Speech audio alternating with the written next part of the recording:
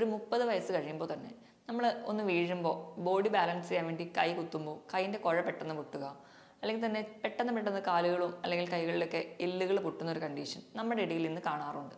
ഇതല്ലാതെ മറ്റു പല രോഗങ്ങൾ കൊണ്ടും ഓസ്റ്റിയോപോറോസിസ് ഉണ്ടാവാം. ചില മരുന്നുകൾ, പ്രത്യേകിച്ച് സ്റ്റിറോയിഡൊക്കെ കണ്ടിന്യൂസ് ആയിട്ട് കഴിക്കുന്നതിൻ്റെ ഭാഗമായിട്ട് ഓസ്റ്റിയോപോറോസിസ് ഉണ്ടാവുന്നതായിട്ട് കാണാം. ചെറുപ്പകാലത്ത് തന്നെ ഇലക്കറികൾ കഴിക്കാത്തവരിലാണ് പിന്നീട് ഓസ്റ്റിയോപോറോസിസ് പോലെയുള്ള കണ്ടീഷൻസ് വരുന്നത് കോമൺ ആയിട്ട് നമുക്ക് കാണുന്നത്. ഇതിനോടൊപ്പം തന്നെ പുകവലി, മദ്യപാനം പോലെയുള്ള ദുശീലങ്ങൾ ഉള്ളവരാണെങ്കിൽ അത് നിർത്തുക. അതുപോലെ തന്നെ നമുക്ക് ഭക്ഷണത്തിൽ നിന്ന് വൈറ്റമിൻ ഡി കിട്ടുന്നത് വളരെ കുറവാണെന്ന് എപ്പോഴും നമ്മൾ ഓർക്കണം. മാക്സിമം അതിൽ നിന്ന് കിട്ടുന്ന മുട്ടയുടെ മഞ്ഞയിൽ നിന്ന് മാത്രമാണ് വൈറ്റമിൻ ഡി കിട്ടുക. ഇങ്ങനെയൊക്കെ ചെയ്താൽ നമ്മുടെ ശരീരത്തിൻ്റെ ആരോഗ്യം മെയിൻറ്റെയിൻ ചെയ്യുകയാണെങ്കിൽ ഒരു പരിധിവരെ ഓസ്റ്റിയോപോറോസിസ് മാത്രമല്ല പല രോഗങ്ങളും നമുക്ക് അകറ്റി നിർത്താൻ പറ്റും.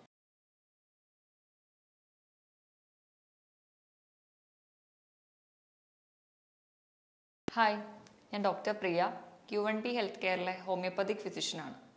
പണ്ട് നമ്മുടെ ഇടയിലൊക്കെ ചെറിയ വീഴ്ചകളിലൊക്കെ ഒടിവ് കോമൺ ആയിട്ട് കാണാറുണ്ടായിരുന്നില്ല.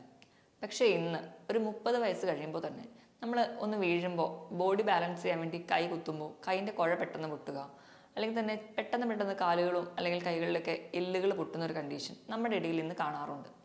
ഈ കണ്ടീഷനെയാണ് നമ്മൾ ഓസ്റ്റിയോപോറോസിസ് എന്ന് പറയുന്നത്. ഇന്ന് നമുക്ക് എന്താണ് ഓസ്റ്റിയോപോറോസിസ്, എന്തുകൊണ്ടാണ് ഇത് പ്രധാനമായിട്ടും ഉണ്ടാകുന്നതെന്നും നമുക്ക് ഒരു പരിധി വരെയൊക്കെ എങ്ങനെ നമ്മുടെ ഭക്ഷണത്തിൽ മാറ്റം വരുത്തുന്നതിലൂടെ മാനേജ് ചെയ്യാം എന്നും നോക്കാം. എന്താണ് ഓസ്റ്റിയോപോറോസിസ്? നമ്മുടെ ശരീരത്തിലെ എല്ലുകൾ കട്ടിയില്ലാതെ സോഫ്റ്റായി പോയിട്ട് പെട്ടെന്ന് പൊട്ടുന്ന ഒരു കണ്ടീഷനെയാണ് നമ്മൾ ഓസ്റ്റിയോപോറോസിസ് എന്ന് പറയാറ്. ഇത് സ്ത്രീകളിലും അതുപോലെ തന്നെ പുരുഷന്മാരിലും കാണാറുണ്ട്. പക്ഷെ പ്രധാനമായും ആർത്തവവിരാമം വന്ന സ്ത്രീകളിലാണ് ഇത് കൂടുതലായിട്ടും കാണാറ്. നമുക്കറിയാം, നമ്മുടെ എല്ലുകളാണ് നമ്മുടെ ശരീരത്തിന് മൊത്തം ഒരു ശരീരഘടന നൽകുന്നത്, അല്ലെങ്കിൽ നമ്മുടെ ശരീരത്തിന് ഓരോ പ്രവർത്തനങ്ങൾക്കും സഹായിക്കുന്നത് നമ്മുടെ ശരീരത്തിലെ എല്ലുകളാണ്. അതിനോടൊപ്പം നിൽക്കുന്ന പേശികളും അതുപോലെ ടെൻഡനുകളും ലിഗമെന്റ്സ് ഒക്കെയാണ് നമുക്ക് ചലിക്കാനുള്ള സഹായങ്ങളൊക്കെ ചെയ്യുന്നത്. ഈ എല്ല് എന്ന് പറയുന്നത്, അല്ലെങ്കിൽ നമ്മുടെ എല്ലുകൾ ഉണ്ടാക്കിയിരിക്കുന്നത് കാൽസ്യം, ഫോസ്ഫറസ് പോലെയുള്ള ധാതുക്കൾ കൊണ്ടാണ്. നമ്മൾ കഴിക്കുന്ന ഭക്ഷണത്തിൽ നിന്ന് നമ്മുടെ ശരീരത്തിന് ആവശ്യമുള്ള കാൽസ്യവും ഫോസ്ഫറസും ഒക്കെ നമ്മുടെ ആമാശയത്തിൽ വെച്ചിട്ട് അബ്സോർബ് ചെയ്യും. ഇങ്ങനെ അബ്സോർബ് ചെയ്യുന്നത് നമ്മുടെ ശരീരത്തിലെ പല പ്രവർത്തനങ്ങൾക്കും ആവശ്യമുണ്ട്. അത് നമ്മുടെ രക്തത്തിലൂടെ ചെന്ന് നമ്മുടെ ശരീരത്തിലെ പല പ്രവർത്തനങ്ങളും നടക്കാൻ വേണ്ടി സഹായിക്കും. ഇങ്ങനെ പ്രവർത്തനങ്ങൾക്കൊക്കെ വേണ്ടി ഉപയോഗിച്ച് കഴിഞ്ഞതിന് ബാക്കി മിച്ചമുള്ളത് നമ്മുടെ എല്ലുകളിൽ വന്ന് അടിയും. ഇങ്ങനെ കാൽസ്യവും ഫോസ്ഫറസും ഒക്കെ നമ്മുടെ എല്ലുകളിൽ അടിയുന്നത് കൊണ്ടാണ് നമ്മുടെ എല്ലുകൾക്ക് വേണ്ട ബലം കിട്ടുന്നത്. പ്രധാനമായും നമ്മൾ പറയാറുണ്ട്, നമ്മളെ കുട്ടിക്കാലത്ത് കഴിക്കുന്ന ഭക്ഷണമാണ് നമുക്ക് ആരോഗ്യം നൽകുന്നത്. അത് വളരെ ശരിയാണ്. നമ്മളൊരു 30 വയസ്സ് വരെയാണ് നമ്മുടെ എല്ലുകൾ വളരുന്ന സമയം. നമ്മൾ ആ ഒരു 30 വയസ്സ് വരെയുള്ള പ്രായത്തിൽ നമ്മൾ കഴിക്കുന്ന ഭക്ഷണത്തിൽ നിന്നാണ് നമുക്ക് എല്ലിൻ്റെ ശക്തിക്ക് ആവശ്യമായിട്ടുള്ള ധാതുക്കളൊക്കെ കിട്ടുന്നത്. ഒരു 30 വയസ്സ് കഴിയുമ്പോൾ തന്നെ നമ്മുടെ ആ ഒരു ഭക്ഷണ രീതി നല്ലതല്ലെങ്കിൽ അപ്പോൾ തൊട്ട് തന്നെ എല്ലുകൾ പെട്ടെന്ന് പൊടിയുന്നതാണ്. ചിലപ്പോൾ നമ്മൾ വീഴുമ്പോൾ നമ്മുടെ കൈ കുത്തി ഒന്ന് വീണ് കഴിഞ്ഞാൽ പെട്ടെന്ന് നമ്മുടെ കൈയിൻ്റെ കുഴ പൊട്ടുന്നത് കാണാം. അല്ലെങ്കിൽ ചിലപ്പോൾ നടുവിന് ഭയങ്കര വേദന, ചിലപ്പോൾ നട്ടല് പെട്ടെന്ന് ഡിസ്ക് പുറത്തേക്ക് തള്ളി വരിക. ഇങ്ങനെ പല രീതിയിലായിട്ട് ഈ ഒരു ലക്ഷണങ്ങൾ കാണിക്കാറുണ്ട്. അപ്പം നമ്മൾ ഈ ഒരു കണ്ടീഷനെ, ഈ ഒരു ഗ്രൂപ്പ് ഓഫ് സിംറ്റംസിനെയാണ് നമ്മൾ ഓസ്റ്റിയോപോറോസിസ് എന്ന് പറയാറ്. ഞാൻ ആദ്യം പറഞ്ഞ പോലെ തന്നെ 30 വയസ്സ് വരെ നമ്മൾ കഴിക്കുന്ന ഭക്ഷണത്തിൽ നിന്നാണ് നമ്മുടെ എല്ലുകൾക്ക് ശക്തി കിട്ടുക. അത് കഴിഞ്ഞ് നമ്മുടെ ഭക്ഷണത്തിൽ നിന്നൊന്നും ആവശ്യത്തിന് കാൽസ്യവും ഫോസ്ഫറസും നമ്മുടെ ശരീരത്തിന് കിട്ടുന്നില്ലെങ്കിൽ നമ്മുടെ ശരീരം അവർക്ക് വേണ്ട കാൽസ്യം എല്ലിൽ നിന്ന് വലിച്ചെടുക്കാൻ തുടങ്ങും. ഇങ്ങനെ എല്ലിൽ നിന്നും ആവശ്യത്തിനുള്ള കാൽസ്യം നമ്മുടെ ശരീരത്തിലെ രക്തത്തിലേക്ക് വലിച്ചെടുക്കപ്പെടുമ്പോൾ നമ്മുടെ എല്ലുകൾ കട്ടി കുറഞ്ഞ് കുറച്ച് സോഫ്റ്റൻ ആവും. അപ്പോൾ കട്ടി ഉള്ളത് കൊണ്ടാണ് എല്ലുകൾ ഇത്രയും കാലം പൊട്ടാതിരുന്നത്. നമ്മുടെ എല്ല് സോഫ്റ്റൻ ആവുന്ന സമയം, അല്ലെങ്കിൽ കട്ടി കുറയുന്ന സമയമാകുമ്പോഴത്തേക്കും എല്ലുകൾ പെട്ടെന്ന് പൊട്ടാൻ കാരണം. ഇതാണ് ഓസ്റ്റിയോപോറോസിസ് ഉണ്ടാവാനുള്ള ഒരു കാരണം. നമുക്ക് എല്ലുകൾ പൊട്ടിക്കഴിയുമ്പോൾ, അല്ലെങ്കിൽ നമ്മൾ വീഴുമ്പോൾ എല്ലുകൾ സ്ഥിരമായിട്ട് ഇങ്ങനെ ഒരു പൊട്ടൽ കാണിക്കുമ്പോൾ മാത്രമേ നമ്മൾ ഓസ്റ്റിയോപോറോസിസ് എന്നൊരു കണ്ടീഷൻ നമുക്ക് ഉണ്ടെന്ന് തിരിച്ചറിയുള്ളൂ. അപ്പം ഇത് തരാതിരിക്കാൻ നമ്മുടെ ചെറുപ്പത്തിലെ നമ്മുടെ ഭക്ഷണ രീതി നല്ല രീതിയിൽ ചിട്ടപ്പെടുത്തുകയാണെങ്കിൽ ഒരു പരിധി വരെയൊക്കെ നമുക്ക് ഓസ്റ്റിയോപോറോസിസ് തടയാൻ പറ്റും. ഇനി എന്തൊക്കെ കാരണങ്ങൾ കൊണ്ടാണ് ഓസ്റ്റിയോപോറോസിസ് ഉണ്ടാകുന്നതെന്ന് നോക്കാം. ഏറ്റവും പ്രധാനപ്പെട്ട കാരണം അമിതവണ്ണമാണ്. അമിതവണ്ണമുള്ളപ്പോൾ നമുക്കറിയാം, നമ്മുടെ എല്ലുകൾക്കൊന്നും വേണ്ട രീതിയിൽ നമ്മുടെ ശരീരത്തിൻ്റെ ഭാരം താങ്ങാൻ പറ്റാതെ വരും. അങ്ങനെ വരുമ്പോൾ എല്ലിന് ഒരു ബലക്കുറവ് വരാം. അതുവഴി നമുക്ക് ഓസ്റ്റിയോപോറോസിസ് വരാം. ഇത് കൂടാതെ പ്രായമാകുമ്പോൾ ഞാൻ നേരത്തെ പറഞ്ഞതുപോലെ ഭക്ഷണ രീതിയിൽ വേണ്ടത്ര കാൽസ്യം ഒന്നും ഇല്ലെങ്കിലും ഓസ്റ്റിയോപോറോസിസ് വരാം. ഇതല്ലാതെ മറ്റു പല രോഗങ്ങൾ കൊണ്ടും ഓസ്റ്റിയോപോറോസിസ് ഉണ്ടാവാം.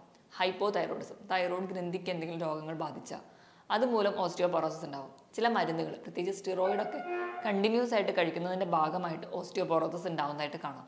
അതുപോലെ തന്നെ നമ്മൾ പുകവലി, മദ്യപാനം പോലെയുള്ള ദുശീലങ്ങളുള്ളവരാണെങ്കിൽ അത് ഈ ഓസ്റ്റിയോപോറോസിസ് കണ്ടീഷന് ഒരു കാരണമാകാറുണ്ട്. പുകവലി നമുക്കറിയാം നമുക്ക് ശരീരത്തിന് യാതൊരുവിധ ഗുണങ്ങളും ചെയ്യില്ല. നമ്മുടെ ശരീരത്തിലെ രക്തക്കൊഴലുകളൊക്കെ ചുരുങ്ങി പോകാൻ കാരണമാകുന്നത് ഈ പുകവലിയിലുള്ള നിക്കോട്ടിൻ എന്ന് പറയുന്ന കണ്ടന്റാണ്. ശരീരത്തിനും അതുപോലെ നമ്മുടെ എല്ലുകൾക്കും വേണ്ട രക്തമൊന്നും പമ്പ് ചെയ്യാൻ പറ്റാതെ വരിക. അങ്ങനെ വരുമ്പോൾ അതിൻ്റെ വളർച്ചയെ ബാധിക്കുക. അതുവഴി നമുക്ക് എല്ലുകളുടെ വളർച്ച കുറയുന്നതായിട്ട് കാണാം. ചില ജനിതക രോഗങ്ങൾ കൊണ്ട് ഉണ്ടാവാറുണ്ട്. അതുപോലെ നമ്മൾ ഹൈ കലോറി ഫുഡ് കഴിക്കുകയാണെങ്കിൽ, അതായത് നമ്മൾ മധുര പലഹാരങ്ങളും മധുര പാനീയങ്ങളൊക്കെ അധികം കഴിക്കുകയാണ്. അപ്പോൾ നമ്മൾ വേണ്ട രീതിയിൽ നമുക്ക് ശരീരത്തിന് ആവശ്യമായിട്ടുള്ള കാൽസ്യം ഒക്കെ കഴിക്കാതെ വരികയാണെങ്കിലും നമുക്ക് ഓസ്റ്റിയോപോറോസിസ് പെട്ടെന്ന് ഉണ്ടാവുന്നതായിട്ട് കാണാം. ഇതുപോലെ തന്നെ ആർത്തവവിരാമം വരുമ്പോൾ നമ്മുടെ ശരീരത്തിൽ സ്ത്രീകളുടെ കാണുന്ന ഹോർമോണാണ് ഈസ്ട്രോജൻ. ആർത്തവം നിൽക്കുന്നതോടെ ഈ ഹോർമോൺ കുറയുകയും ഇതുവഴിയും എല്ലിൻ്റെ കട്ടി കുറയുന്നതായിട്ട് കാണാം. ഇതിനെല്ലാം പുറമെ ഏറ്റവും പ്രധാനപ്പെട്ട ഒരു കാരണമാണ് നമ്മൾ ആവശ്യത്തിന് വെയിൽ കൊള്ളുന്നില്ല. വെയിൽ കൊണ്ടില്ലെങ്കിൽ എങ്ങനെയാണ് ഓസ്റ്റിയോപോറോസിസ് വരുന്നത്? നമ്മൾ വെയിൽ കൊള്ളുമ്പോൾ നമ്മുടെ ശരീരത്തിൽ ഉണ്ടാകുന്ന വൈറ്റമിനാണ് വൈറ്റമിൻ ഡി. നമ്മുടെ ശരീരത്തിൽ നമ്മൾ എത്ര ഭക്ഷണത്തിലൂടെ കാൽസ്യം കഴിച്ചാലും അത് നമ്മുടെ ശരീരത്തിൽ ആഗീകരണം ചെയ്യണമെങ്കിൽ വൈറ്റമിൻ ഡി വേണം. അപ്പം നമ്മൾ ഇന്നത്തെ ഒരു ജീവിതശൈലിയിൽ നമ്മൾ ഫുൾ വെയിലൊന്നും കൊള്ളാതെ വണ്ടിയിൽ തന്നെ യാത്ര ചെയ്യുക, അല്ലെങ്കിൽ മുറ്റത്തോടെ ഒന്നും ഇറങ്ങാതിരിക്കുക, അങ്ങനത്തെ ഒരു ലൈഫ് സ്റ്റൈലൊക്കെ ആകുമ്പോൾ നമുക്ക് വേണ്ടത്ര രീതിയിൽ വൈറ്റമിൻ ഡി കിട്ടാതെ വരും. വൈറ്റമിൻ ഡി കിട്ടാത്തത് കൊണ്ട് തന്നെ കാൽസ്യം ശരീരത്തിൽ ആവശ്യത്തിന് അബ്സോർബ് ചെയ്യാൻ പറ്റാതെ വരും. അതുവഴിയും നമുക്ക് ഓസ്റ്റിയോപോറോസിസ് ഉണ്ടാവാം.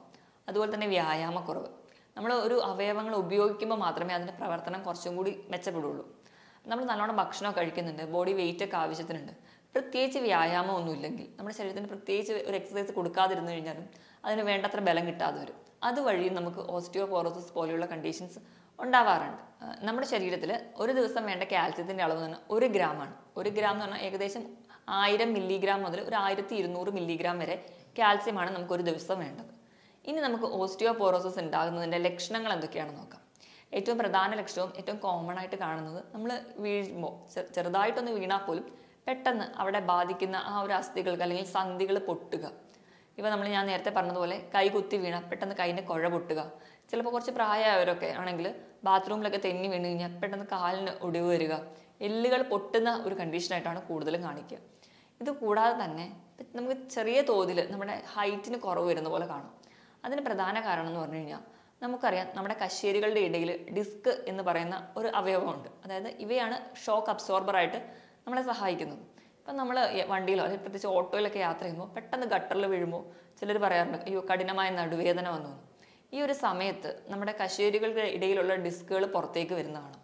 ഇങ്ങനെ ഓസ്റ്റിയോപോറോസിസ് പോലെയുള്ള കണ്ടീഷനുള്ളവർക്ക് ഈ ഡിസ്ക് ബൾജ് കൂടുതലായിട്ട് കാണും. ഇതിൻ്റെ ഭാഗമായിട്ട് അവർ ഹൈറ്റിൽ നേരിയ വ്യത്യാസം കാണാറുണ്ട്. അതുപോലെ തന്നെ നമ്മുടെ നെഞ്ചിൻ്റെ ഭാഗത്ത് ലെങ്സിൻ്റെ ഭാഗത്തുള്ള അസ്ഥികൾക്കും അതുപോലെ തന്നെ മസിൽസിനൊക്കെ വേദന വരിക, അല്ലെങ്കിൽ ആ ഒരു ഭാഗത്ത് കൂനലായിട്ട് പ്രസൻറ്റ് ചെയ്യുക. ഇങ്ങനെ നമ്മുടെ കൈകാലുകൾക്ക് വേദന, അല്ലെങ്കിൽ കുറച്ച് നടക്കുമ്പോഴേക്കും ഒരു ബലക്കുറവ്, ഇപ്പം എന്തെങ്കിലും ഒരു വസ്തുക്കളൊക്കെ എടുക്കണമെങ്കിൽ നമ്മുടെ കൈക്കൊരു ശക്തി ഇല്ലാത്ത പോലെ തോന്നുക, പെട്ടെന്നുണ്ടാകുന്ന മുട്ടുവേദന, നടുവേദന പോലെയുള്ള സന്ധി വേദനകൾ, ഇതൊക്കെ ഓസ്റ്റിയോപോറോസിസിൻ്റെ ഒരു ലക്ഷണമാണ്. ഇതോടൊപ്പം തന്നെ നമുക്ക് ശരീരത്തിന് ആസകലം വേദന വരിക, രാവിലെ എണീക്കുമ്പോൾ തന്നെ കഠിനമായ ക്ഷീണം, ജോലിയൊന്നും ചെയ്യാൻ തോന്നാത്തൊരവസ്ഥ, എല്ലുകൾക്ക് വേദന, അതുപോലെ നമ്മുടെ സന്ധികളുടെ വേദന മാറി മാറി വരുന്നത് കാണാം. ചിലപ്പോൾ കൈകൾക്കായിരിക്കും വേദന, കൈൻ്റെ വിരലുകൾക്കായിരിക്കും വരിക, ചിലപ്പോൾ അത് കാലിലെ സന്ധിയിലേക്ക് വരാം. ഇങ്ങനെ വേദന വിട്ടുമാറാത്തൊരവസ്ഥ, ഇതൊക്കെ ഓസ്റ്റിയോപോറോസിസിൻ്റെ ഭാഗമായിട്ട് ഇന്ന് പലരിലും കാണുന്ന ലക്ഷണങ്ങൾ മാത്രമാണ്. ഇനി നമുക്ക് ഇങ്ങനെ ഓസ്റ്റിയോപോറോസിസ് പോലെയുള്ള കണ്ടീഷൻ നമുക്ക് ഉണ്ടെങ്കിൽ നമുക്കത് എങ്ങനെ തിരിച്ചറിയാം, അതിന് നമ്മൾ എന്തൊക്കെ ടെസ്റ്റുകളാണ് ചെയ്യുന്നതെന്ന് നോക്കാം. ഏറ്റവും പ്രധാനമായിട്ട് ഇപ്പം ഇങ്ങനെ ഒരു കേസൊക്കെ തോന്നുകയാണെങ്കിൽ നമ്മൾ കാൽസ്യത്തിൻ്റെ ലെവൽ രക്തത്തിൽ നോക്കും. അതിനോടൊപ്പം തന്നെ നമ്മൾ വൈറ്റമിൻ ഡി രക്തത്തിൽ എത്രയുണ്ട് എന്ന് നോക്കും. ഇത് രണ്ടും ലെവൽ നോർമൽ ആണെങ്കിൽ അതൊരിക്കലും ഓസ്റ്റിയോപോറോസിസ് ആയിരിക്കില്ല. പക്ഷേ ഇത് കുറവാണെങ്കിലാണ് നമ്മൾ ഓസ്റ്റിയോപോറോസിസ് പോലെയുള്ള കണ്ടീഷൻസ് നോക്കാറ്. ഇതിനോടൊപ്പം തന്നെ ഇപ്പോൾ ഡിസ്കിനൊക്കെ കംപ്ലൈൻറ്റ് ഉണ്ടോ എന്ന് അറിയാൻ വേണ്ടിയിട്ട് എക്സ്റേ എടുത്ത് നോക്കാറുണ്ട്. ഇതിനെല്ലാം പുറമെ നമ്മൾ ഒരു കൺഫേം ചെയ്യാൻ വേണ്ടിയിട്ട് ചെയ്യുന്നത് ഡെക്സാ സ്കാനാണ്. അതായത് ബോൺ മിനറൽ ഡെൻസിറ്റി നോക്കാനാണ്. ഇപ്പോൾ നമ്മൾ പെട്ടെന്ന് വീഴുമ്പോഴൊക്കെ പെട്ടെന്ന് ഒടിവ് ഉണ്ടാവുക, ഇങ്ങനത്തെയുള്ള കണ്ടീഷൻസ് ഒക്കെ ഉള്ളവരെ നമ്മൾ തീർച്ചയായിട്ടും ഡെക്സാ സ്കാനും വിടാറുണ്ട്. അതുപോലെ തന്നെ 65 വയസ്സിന് ശേഷമുള്ളവർക്ക് വിട്ടുമാറാത്ത നടുവേദന, അതുപോലെ പെട്ടെന്നുണ്ടാകുന്ന ഒടിവുകൾ, ഇതൊക്കെ സ്ഥിരമായിട്ട് നിൽക്കുകയാണെങ്കിൽ അവരെ ഒന്ന് റൂൾ ഔട്ട് ചെയ്യാൻ വേണ്ടി തന്നെ ഒരു 65 വയസ്സിന് ശേഷം എല്ലാവർക്കും തന്നെ ഇന്ന് ഡെക്സാ സ്കാൻ എടുക്കുന്നുണ്ട്. അപ്പം ഇതിലൂടെ നമുക്ക് ബോണിൻ്റെ മിനറൽ ഡെൻസിറ്റി കണ്ടുപിടിക്കാനും പറ്റും. അതുവഴി നമുക്ക് ഓസ്റ്റിയോപോറോസിസ് ആണോ എന്ന് ഉറപ്പുവരുത്താനും പറ്റും. ഇനിയിപ്പോൾ ഓസ്റ്റിയോപോറോസിസ് ആണെങ്കിൽ തന്നെ നമുക്കത് എങ്ങനെയൊക്കെ മാനേജ് ചെയ്യാമെന്ന് നോക്കാം. ഏറ്റവും പ്രധാനമായിട്ട് നമ്മുടെ ജീവിതശൈലിയിലൊക്കെ വരുത്തേണ്ട മാറ്റങ്ങൾ എന്തൊക്കെയാണെന്ന് നോക്കാം. അപ്പോൾ നമ്മൾ കഴിക്കുന്ന ഭക്ഷണം, അതിൽ വരുത്തേണ്ട മാറ്റങ്ങൾ ആദ്യം നമുക്ക് നോക്കാം. ഞാൻ പറഞ്ഞതുപോലെ 30 വയസ്സ് വരെയാണ് നമ്മുടെ എല്ലുകളൊക്കെ വളർച്ച പൂർണ്ണമാവുന്നത്. ഈ ഒരു കാലയളവിൽ മാക്സിമം കാൽസ്യം അടങ്ങിയ ഭക്ഷണങ്ങൾ, ഫോസ്ഫറസ് അടങ്ങിയ ഭക്ഷണങ്ങൾ കൂടുതലായിട്ട് കഴിക്കുക. നമുക്കറിയാം ഒരു ദിവസം നമുക്ക് വേണ്ടത് 1000 മുതൽ 1200 മില്ലിഗ്രാം കാൽസ്യമാണ്. അപ്പം നമ്മൾ കാൽസ്യം വേണമെന്ന് പറയുമ്പോൾ തന്നെ നമ്മൾ ഒരു ഗ്ലാസ് പാല് കുടിച്ചാൽ മതി എന്ന് വിചാരിക്കും. പക്ഷേ ഒരു ഗ്ലാസ് പാലിൽ വെറും 300 മില്ലിഗ്രാം മാത്രമേ കാൽസ്യം അടങ്ങിയിട്ടുള്ളൂ. അപ്പം ഒരു ഗ്ലാസ് പാല് കുടിക്കുന്നതുകൊണ്ട് മാത്രമാവില്ല. അതിനോടൊപ്പം തന്നെ ധാരാളം ഇലക്കറികൾ കഴിക്കുക. അതുപോലെ തന്നെ നമുക്ക് അല്ലാതെ തന്നെ കാൽസ്യം അടങ്ങിയ ചെറിയ ചെറിയ മത്സ്യങ്ങൾ കഴിക്കാം. കക്ക, ഞണ്ട്, കൊഞ്ച് തുടങ്ങിയ കടൽ മത്സ്യങ്ങൾ കഴിക്കാം. ഇതിലൊക്കെ ധാരാളം കാൽസ്യം അടങ്ങിയിട്ടുണ്ട്. അതുപോലെ മുട്ട കഴിക്കാം. അതുപോലെ തന്നെ പാലിൻ്റെ ഐറ്റംസ് ആയിട്ടുള്ള തൈര്, മോര് തുടങ്ങിയ ഭക്ഷണങ്ങൾ സ്ഥിരമായിട്ട് ഉൾപ്പെടുത്തുകയാണെങ്കിൽ ഒരു പരിധി വരെയൊക്കെ നമുക്ക് കാൽസ്യം നമ്മുടെ ശരീരത്തിന് ലഭിക്കുന്നതാണ്. പ്രത്യേകിച്ച് നമുക്കറിയാം കുട്ടികളൊക്കെ ഇലക്കറികൾ കഴിക്കാൻ ഭയങ്കര മടിയായിരിക്കും. ഇങ്ങനെ ചെറുപ്പകാലത്ത് തന്നെ ഇലക്കറികൾ കഴിക്കാത്തവരിലാണ് പിന്നീട് ഓസ്റ്റിയോപോറോസിസ് പോലെയുള്ള കണ്ടീഷൻസ് വരുന്നത് കോമൺ ആയിട്ട് നമുക്ക് കാണുന്നത്. ഇതിനോടൊപ്പം തന്നെ പുകവലി, മദ്യപാനം പോലെയുള്ള ദുശീലങ്ങൾ ഉള്ളവരാണെങ്കിൽ അത് നിർത്തുക. അതോടൊപ്പം തന്നെ വൈറ്റമിൻ ഡി കിട്ടാൻ വേണ്ടിയിട്ട് ദിവസവും ഒരു 10 മിനിറ്റെങ്കിലും രാവിലെ 10 മണി മുതൽ ഉച്ചയ്ക്ക് 1 മണി വരെയുള്ള സൂര്യപ്രകാശം കൊള്ളാൻ വേണ്ടി ശ്രദ്ധിക്കുക. അപ്പം നമുക്ക് ഡയറക്റ്റ് ആയിട്ട് ഫേസിൽ വീഴാത്ത രീതിയിൽ നമ്മുടെ സ്കിന്നിലോ നമ്മുടെ കയ്യിലോ കാലിലോ ഒക്കെ വെയിൽ കൊള്ളാൻ വേണ്ടി ശ്രദ്ധിക്കുക. ഇപ്പം തീരെ സമയമില്ലെങ്കിൽ അറ്റ്ലീസ്റ്റ് നമ്മുടെ വീടിൻ്റെയൊക്കെ ബാൽക്കണിയിൽ നിന്നിട്ടെങ്കിലും സ്ഥിരമായിട്ട് ഇളം വെയിൽ കൊള്ളുന്നത് നമുക്ക് നല്ലതാണ്. ഇങ്ങനെ വൈറ്റമിൻ ഡി ഉണ്ടെങ്കിൽ മാത്രമേ നമുക്ക് ശരീരത്തിൽ നിന്ന് കാൽസ്യം അബ്സോർബ് ചെയ്യാൻ പറ്റുള്ളൂ. അമിതവണ്ണമുള്ളവരൊക്കെ ആണെങ്കിൽ ശരീരഭാരം നിയന്ത്രിക്കാൻ വേണ്ടി ശ്രദ്ധിക്കുക. നമുക്ക് ആവറേജ് വേണ്ട ബോഡി വെയിറ്റ് എത്രയാണെന്ന് കാൽക്കുലേറ്റ് ചെയ്ത് അതിനനുസരിച്ച് മാത്രം ബോഡി വെയിറ്റ് കൊണ്ടുപോകാൻ വേണ്ടി ശ്രദ്ധിക്കുക. ഓവർ വെയിറ്റ് ഒക്കെ ഉള്ളവരാണെങ്കിൽ സ്ഥിരമായിട്ട് നമുക്ക് വ്യായാമം ചെയ്യുക.